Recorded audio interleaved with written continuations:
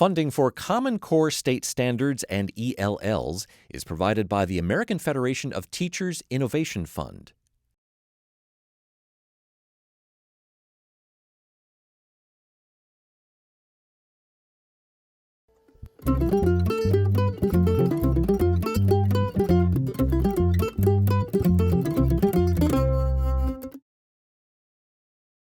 We've been studying the story of an hour. You know it pretty well. You got a lot of background. Identifying themes may be an important milestone in the Common Core State Standards, but sometimes additional work is required to help students reach that goal. What I want to do before we start with answering questions about the text is I'd like to go through a bunch of slides and a bunch of reading here that talks about what was the role of women in 19th century America. Okay, now I'm assuming that the girls are not going to like what they read. I hope the boys won't like it either. But you need to know where the lady is coming from, Miss Mallard. You need to know what she's living in and why she has the problem she has. Got it? For example, Marty Dreskin helps her students make connections within the story of an hour by building their background knowledge on the author, Kate Chopin, and the time period. This information is key, especially for English language learners who may not have any experience with a specific topic. We focused on two specific background points. One was the role of the 19th century woman in America, which covered the 1894 period that Story of an Hour was written in. And it was amazing to the kids to know that women couldn't vote. They couldn't divorce for any reason, including abuse. And they were not allowed to keep their own salaries if they happened to work. In what ways were women limited in 19th century America? You're going to try and find in your text 4 ways that women were limited in the 1880s. Read the sentences carefully and then talk about them and find them. And if I were you, I would actually circle them in your text so you get them, like we do in our regular text. Women could not keep their what? Using multiple discussion formats in the classroom, including small group discussion and whole group discussion, provides students with layers of support. All right, here we go. Name 4 ways women were limited in the 1800s. Women could not what? Vote. Vote. Right. They could not attend what? School. Well, not so much school, but college. College. They were allowed to go to elementary school, I think. Okay, read the rest of them. Women couldn't keep their jobs, and they could not leave their husband. Let's go back to the jobs. Were they allowed to work? Like, they're allowed to, but they had to give their wages to the husband. They had to give their wages. I just want to get that clear, because that's okay. They're allowed to work, but they can't keep their money. Okay? After that, we went to a lesson on Kate Chopin herself, and you could see that in the mini lesson, she actually fulfilled the role of the 19th century woman. She married at 20, had 6 children, and then the husband died, and she got really depressed, and her doctor encouraged her to write. So she winds up doing all the feminist literature that she did at the time, and we talked about that too, that by virtue of her doing that, she probably furthered the cause of women's rights along a lot quicker than it might have gone had she not been a writer. So it was really good background for them, and they realized that times have changed, that they take things for granted that lots of people fought for. Yadid, is there any particular reason why her short stories are famous? For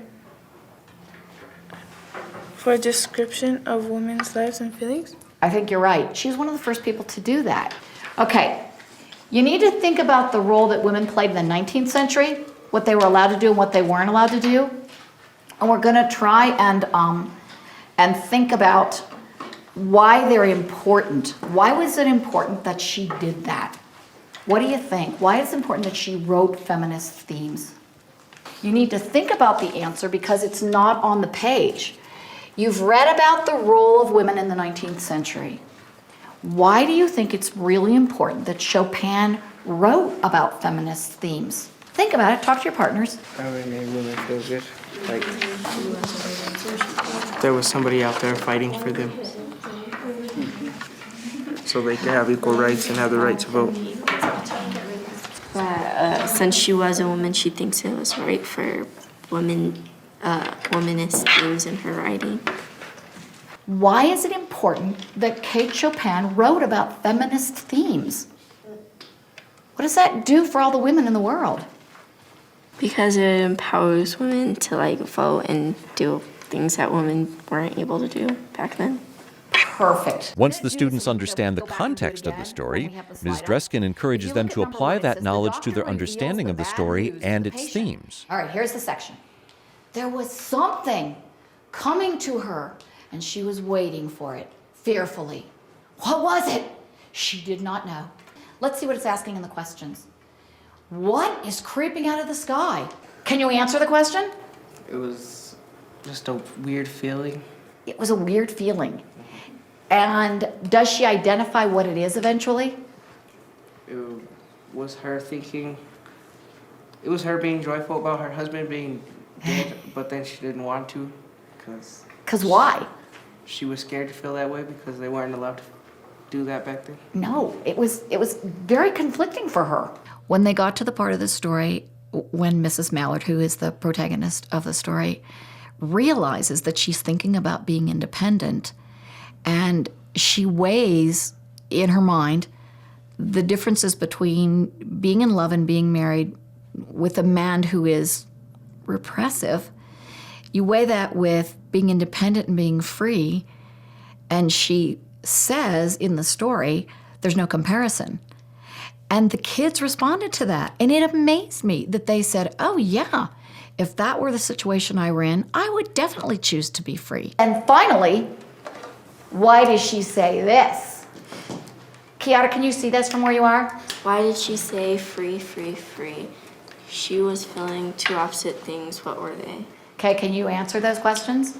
She was feeling like depression, like sadness, but then she was feeling happy because of her husband's death. It's not so much that the husband's dead that makes her happy. What is it about his death that makes her happy? She's free finally from She's him. free. Right.